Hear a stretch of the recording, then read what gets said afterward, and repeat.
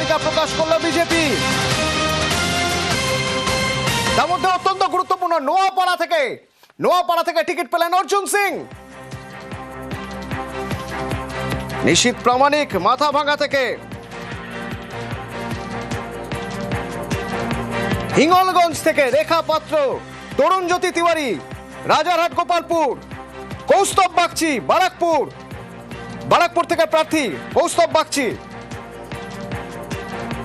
টালিগঞ্জ থেকে পাপিয়া অধিকারী প্রার্থী, যাদবপুর সর্বরী মুখার্জি, কাশীপুর বেলগাছিয়া রিতেশ তিওয়ারি টিকিট পেলেন। বিজেপির দ্বিতীয় প্রার্থী তালিকা প্রকাশ, রিতেশ তিওয়ারি টিকিট পেলেন কাশীপুর বেলগাছিয়া থেকে। রূপা গাঙ্গুলি এবার ভোটে দাঁড়াচ্ছেন বিধানসভা ভোটে। রূপা গঙ্গোপাধ্যায় সোনারপুর দক্ষিণ থেকে। বিজেপির 111 জনের প্রার্থী তালিকা প্রকাশ করা হলো। 150 জনের আগে 144 জনের প্রার্থী তালিকা প্রকাশ হয়েছিল এবং তারপর 150 জনের মধ্যে থেকে বাকি 150-এর 111 জনের প্রার্থী তালিকা প্রকাশ করা হলো। তার মধ্যে থেকে নিশীথ অধিকারী মাথাভাঙা থেকে, টালিগঞ্জ থেকে পাপিয়া অধিকারী, যাদবপুর সর্বরী মুখার্জি, প্রিয়াঙ্কা টিব্রওয়াল আইনজীবী এন্টালি থেকে, নোয়াপাড়া থেকে অর্জুন সিং,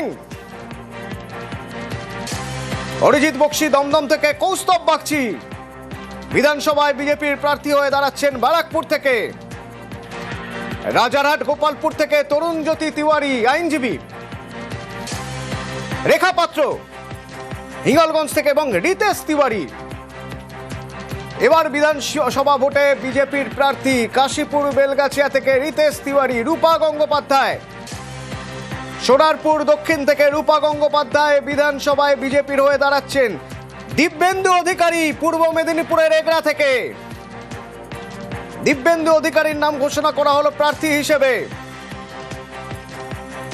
বিজেপির বিষ্ণুপুরের প্রার্থী বদল করে বিশ্বজিৎ খাঁ প্রার্থী বিষ্ণুপুরে।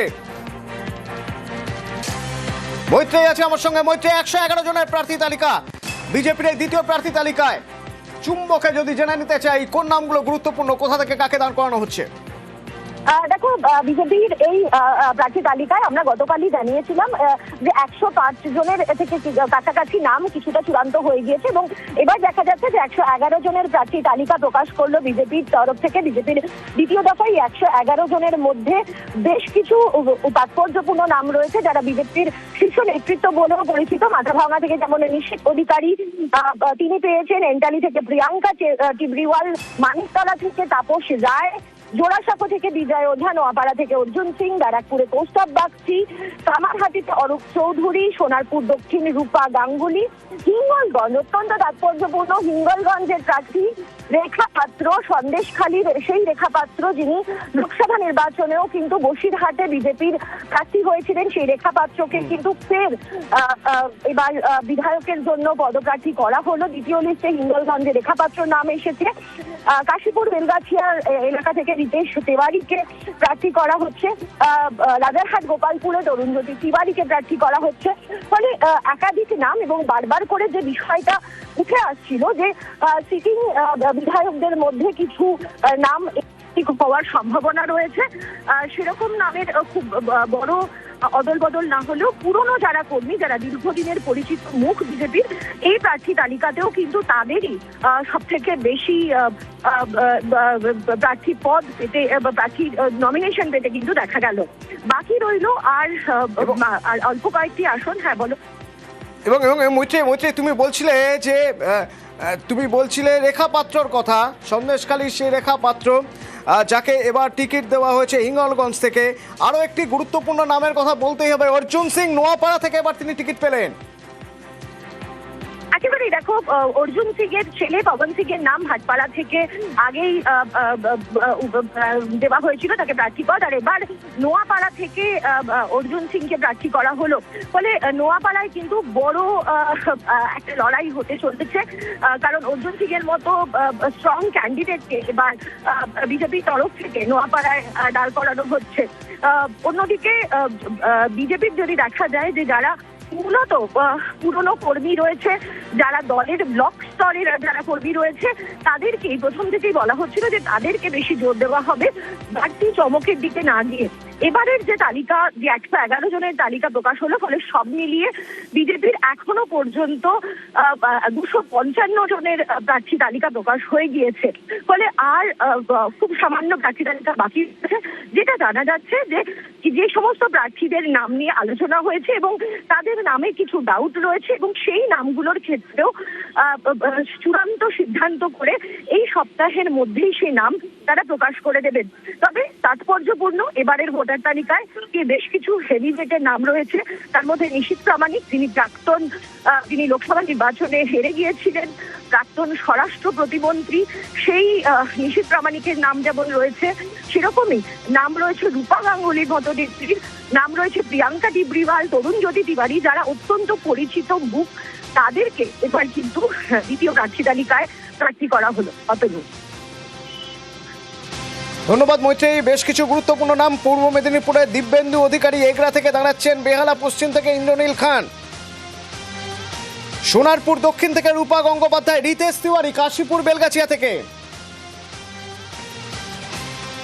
সুস্মিতা আমার সঙ্গে রয়েছে। সুস্মিতা, বিষ্ণুপুরে বিশ্বজিৎ খাঁকে প্রার্থী করা হলো, এর আগে অগ্নিশ্বর নস্করকে প্রার্থী করা হয়েছিল, তাকে সরিয়ে বিশ্বজিৎ খাঁকে প্রার্থী করা হলো কেন? অগ্নিশ্বর নস্করকে বিষ্ণুপুরে আগে প্রার্থী করা হয়েছিল প্রথম তালিকায়, কিন্তু দ্বিতীয় তালিকায় তাকে সরিয়ে বিশ্বজিৎ খানকে প্রার্থী করা হলো। অগ্নিশ্বর নস্করকে নিয়ে চাপা অসন্তোষের কারণেই মনে করা হচ্ছে বিশ্বজিৎ খানকে প্রার্থী করা হলো, এমনটাই অন্তত বিজেপির এই মুহূর্তে রাজ্য নেতৃত্বের বক্তব্য। এবং আগে আমরা দেখেছি যে বিজেপির একাধিক প্রার্থী নিয়ে তারা দলীয় যে কোন্দল, সেই কোন্দল প্রকাশ্যে এসেছে। আমরা উত্তরবঙ্গে দেখেছি, উত্তরবঙ্গেও দলীয় অসন্তোষ প্রকাশ্যে এসেছে। পার্টি অফিসের সামনে বসে পড়ে বিক্ষোভ দেখাতে দেখা গিয়েছে বিজেপি কর্মী সমর্থকদের। সেই ধরনের কোন বিক্ষোভ, বড়সড় বিক্ষোভ এড়াতেই কি বিষ্ণুপুরে আগেভাগে প্রার্থী বদল করা হলো? তার কারণ অগ্নিশ্বর নস্করের নাম প্রকাশ্যে আসতেই চাপা অসন্তোষ এলাকার কর্মী সমর্থকদের মধ্যেও দেখা যাচ্ছিল এবং সে কারণেই আজ দ্বিতীয় তালিকা প্রকাশ হলো। 111 জনের নাম সেখানে প্রকাশিত হয়েছে বিজেপির। সেই জায়গা থেকে বিজেপির অগ্নিশ্বর নস্করকে সরিয়ে বিশ্বজিৎ খানকে ইতিমধ্যে বিষ্ণুপুরে প্রার্থী হিসেবে নাম ঘোষণা করা হয়েছে। এছাড়াও দ্বিতীয় প্রার্থী তালিকায় 111 জনের নাম ঘোষণা করা হলো, যেখানে কলকাতা শহরের প্রায় সবকটি বিধানসভা কেন্দ্রে ইতিমধ্যেই প্রার্থী ঘোষণা করেছে বঙ্গবিজেপি। তার পাশাপাশি উত্তরবঙ্গ, নদিয়া, উত্তর 24 পরগনা, দক্ষিণ 24 পরগনার একাধিক জায়গায় যে সমস্ত নাম ইতিমধ্যেই বাকি ছিল, সেই নামেরও একেবারে সিংহভাগ বলা যায় বিজেপির এই মুহূর্তে প্রার্থী তালিকায় নাম প্রকাশ করা হয়েছে। যখন কলকাতার প্রসঙ্গই আসছে, কলকাতার দুটো নাম আমি উল্লেখ করতে চাইবো এখানে। এক সোনারপুর দক্ষিণ রূপা গঙ্গোপাধ্যায়, দুই কাশীপুর বেলগাছিয়া রিতেশ তিওয়ারি। অর্থাৎ প্রথম তালিকায় আমরা যেরকম দেখেছিলাম পুরনো মুখে আস্থা রাখছে, ভরসা রাখছে বিজেপির কেন্দ্রীয় নির্বাচন কমিটি, এক্ষেত্রেও তো তাই। একেবারে এই সেই রিতেশ তিওয়ারি, যে রিতেশ তিওয়ারি দল বিরোধী মন্তব্য করার জন্য দল থেকে বহিষ্কার হয়েছিলেন। এই সেই রিতেশ তিওয়ারি, যে রিতেশ তিওয়ারি শ্রমিক দপ্তর সভাপতিত্ব পদে আসার পর যাকে আবারও দলে ফিরিয়ে আনা হয়, দলের সন্দেশ সারিতে নেতৃত্ব দেওয়ার জন্য যাকে বারবার রাজ্য নেতৃত্ব বলেছিলেন, সেই রিতেশ তিওয়ারিকেই কাশীপুর বেলগাছিয়া থেকে টিকিট দেওয়া হলো। সেই রিতেশ তিওয়ারি কাশীপুর বেলগাছিয়ায় তৃণমূলের প্রার্থী অতীন ঘোষের বিরুদ্ধে লড়াই করবেন। এবং রিতেশ তিওয়ারি থেকে আরম্ভ করে আরো একবার রূপা গঙ্গোপাধ্যায়, যে রূপা গঙ্গোপাধ্যায় একসময় রাজ্যসভার সাংসদ ছিলেন, তার পরবর্তী সময় রূপা গঙ্গোপাধ্যায়কে 2024 লোকসভা নির্বাচনের পর থেকে আমরা দেখেছি রূপা গঙ্গোপাধ্যায়কেও আবারও প্রার্থী করা হলো সোনারপুর থেকে। সুতরাং